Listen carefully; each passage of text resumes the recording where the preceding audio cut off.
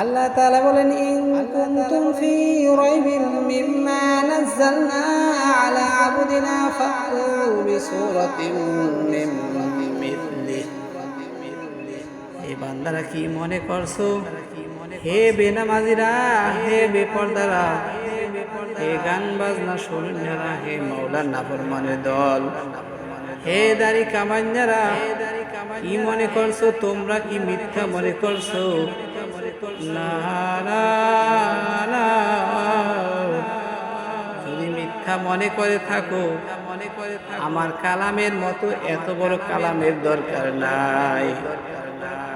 আমার কালামের সূরার মতো ছোট একটা সূরা বানাইয়া দেখাও।